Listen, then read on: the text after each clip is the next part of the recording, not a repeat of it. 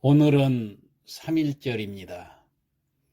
3.1운동은 1919년 3월 1일부터 수개월에 걸쳐 한반도와 세계 각지의 한인 밀집지역에서 시민 다수가 자발적으로 봉기하여 한국의 독립을 선언하고 일본 제국의 한반도 강점에 대하여 저항권을 행사한 비폭력 시민 불복종 운동이자 한민족 최대 규모의 독립운동입니다. 이는 일본 식민지 지배하에 대한제국에서 일어난 거족적인 민족 독립운동을 말하며 기미 독립운동이라고도 합니다. 3.1절이 일어난 1919년 1월에 고종이 승하를 했습니다. 그런데 고종이 병사나 자연사가 아니라 독살을 당했다는 소문이 돌게 되면서 일본에 대한 우리 민족의 분노는 더욱 커지고 있었습니다. 이러한 상황에서 미국이 민족 자결주의를, 또 러시아가 반제국주의를 이야기하기 시작했습니다. 미국이 말하던 민족 자결주의란 각 민족은 정치적인 결정을 스스로 할 권리가 있다는 것이었습니다. 러시아가 말하던 반제국주의란 제국주의, 즉 침략주의를 반대하는 것이었습니다. 즉 미국과 러시아는 군사력 등을 무기로 다른 나라를 힘으로 강제 지배한다는 것을 반대한다는 목소리를 내기 시작했던 것입니다. 이는 일본의 지배를 받고 있던 우리나라야말로 정말로 외치고 싶던 이야기였습니다. 이러한 시기적 기회로 3.1운동이 일어나게 된 것입니다. 우리의 독립의지를 전 세계에 알리자라고 해서 대한민국 만세를 외치는 만세운동을 펼치게 된 것입니다. 좀 더 자세히 그 배경을 살펴볼까요?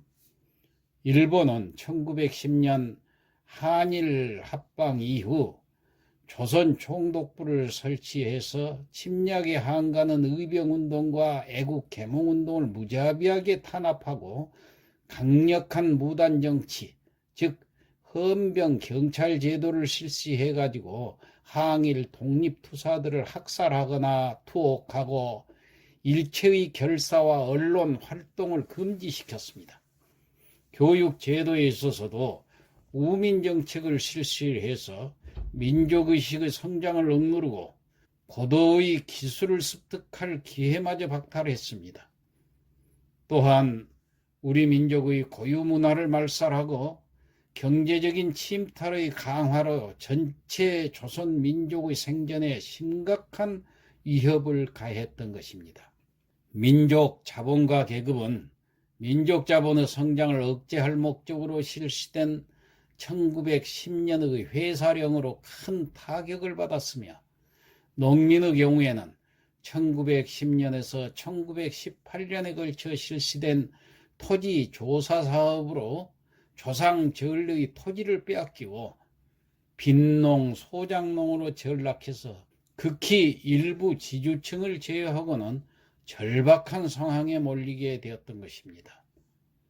또한 농지를 빼앗기고 도시로 흘러들어 자유노동자가 된 사람들은 일본인 노동자에 비해 반에도 미치지 못하는 저임금과 장시간 노동, 또 비인간적 대우, 민족차별 등으로 극악한 환경 속에서 살지 않으면 안 되었습니다.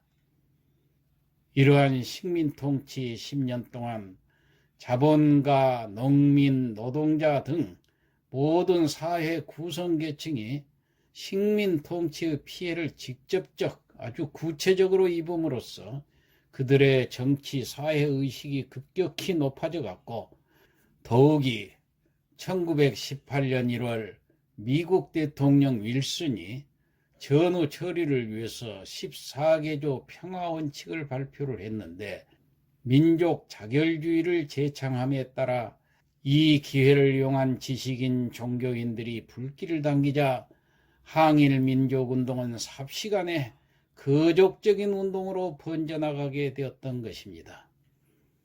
이와 같은 시대의 조류 속에서 1919년 1월 21일 고종 황제께서 갑자기 풍어하시게 되자 일본인들에 의한 독살설이 유포되어 우리 민족의 일본 놈들에 대한 증오는 극도에 달하게 되었던 것입니다. 이는 곧 독살설이 아니라 실제로 독살을 당하셨습니다. 이 일을 시발점으로 해서 그동안에 무참히도 짓밟혀왔던 울분과 나라 잃은 서름이 한꺼번에 표출되어서 고종 황제의 국장일 기화로 해서 3.1운동이 일어나게 되었던 것입니다. 그렇다면 이 3.1운동의 경과를 좀 더 자세히 살펴봅시다. 손병희를 대표로 해서 천도교, 기독교, 불교의 지도적 인사로 구성된 민족 대표 33인은 마침 고종 황제의 인산 국장일이죠. 3월 3일로 결정이 되자 많은 사람들이 서울에 모일 것을 예측. 3월 1일 정오를 기해 파고다 공원에 모여 독립선언서를 낭독한 후 인쇄물을 뿌리고 시위운동을 펴기로 했습니다. 또 각 지방에도 미리 조직을 짜고 독립선언서와 함께 운동의 방법과 날짜 등을 전달해 두었던 것입니다. 독립선언서와 일본 정부에 대한 통고문, 미국 대통령 파리 강화회 대표들에게 보낼 의견서는 최남선이 기초하고 비용과 인쇄는 천도교 측이 맡아서 2월 27일 밤 보성인쇄소에서 2만 1천 장을 인쇄, 은밀히 전국 주요 도시에 배포했습니다. 손병희 이하 33명의 민족 대표는 3월 1일 오후 2시 정각 인사동의 태화관에 모여 한용운이 독립선언서의 낭독을 끝내자 만세삼창을 부른 후에 경찰에 통과하여 자진 체포를 당했습니다. 한편 파고다 공원에는 5천여 명의 학생들이 모인 가운데 정재용이 팔각정에 올라가 독립선언서를 낭독하고 만세를 부른 후에 시위에 나섰던 것입니다. 이들의 시위 행렬에 수많은 시민들이 가담함으로써 서울 시내는 흥분된 군중과 만세 소리로 들끓게 되고 만세운동은 삽시에 전국적으로 퍼져나가서 오후 6시에는 진남포, 선천, 안주, 의주, 원산, 함흥, 대구 등지에서 시위가 벌어졌으며 다음 날에는 전국 방방곡곡에서 독립만세와 시위운동이 전개되기에 이르렀습니다. 서울에서는 3일의 국장 당일에만 잠잠했을 뿐 매일 가두 시위가 벌어졌으며 학생은 휴교, 상인은 철시, 노동자는 파업, 관리는 퇴직으로 운동에 적극 참여했습니다. 이에 총독부는 군대와 경찰을 동원해서 비무장 평화적 시위를 벌이는 군중에 대해 무자비한 공격을 가해서 곳곳에서 수많은 사람들이 학살, 부상, 투옥되는 참사가 벌어졌습니다. 화수리, 정주, 맹산, 강서, 대구, 밀양, 합천 등 많은 곳에서 일제의회의 잔인한 집단 학살이 저질러지고 유관순의 참살 등이 자행되었으며 민족 대표를 위시한 지도자 47명은 내란죄로 기소되었습니다. 그런데 문제는 이런 평화적 방법으로 독립을 당길 수 있었을까요? 실제로 3.1운동으로 인해 독립이 된 것은 아니었습니다. 그럼에도 무력으로 독립운동을 했다가는 폭력으로 인해 운동의 의미가 오히려 왜곡될 수도 있었기 때문에 평화적인 방법으로 우리의 독립의지를 널리 알리기로 한 것입니다. 이러한 3.1운동의 결과를 살펴봅시다.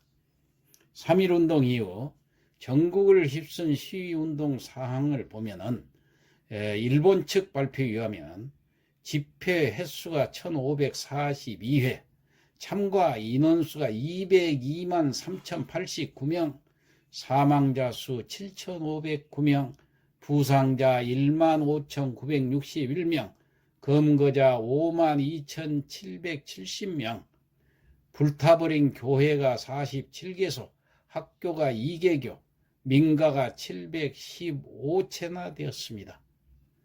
자, 이 거족적인 독립운동은 일제의 잔인한 탄압으로 비록 많은 희생자를 낸 채 목표를 달성하지는 못했지만은 대내외적으로 우리 민족의 독립정신을 선명히 드러낸 바가 되어서 우리 근대 민족주의 운동의 시발점이 되었던 것입니다.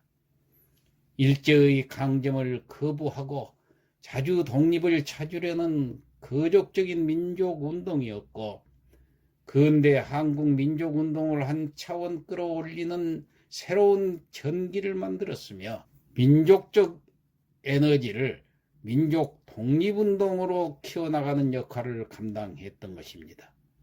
세계사적으로는 강대국에 의해 재편된 세계 질서에 대해 도전한 최초의 저항이라는 점에서 의의가 큽니다. 그 결과 대내적으로는 일제의 무단정치가 끝나고 보다 교활한 문화정치가 등장하게 되었으며, 대외적으로는 상해의 임시정부가 탄생했고 또 해외 무장 독립운동이 촉진되었으며, 그리고 아시아의 다른 식민지 및 반식민지의 그 민족운동 등에도 강한 영향을 끼쳤습니다. 특히 중국의 오사운동, 또 인도의 무저항 배영운동인 제1차 사타그라 운동, 또 이집트의 반영 자주운동, 터키의 민족운동 등 아시아 중동 지역의 민족운동을 촉진시킨 것으로 높이 평가되고 있습니다.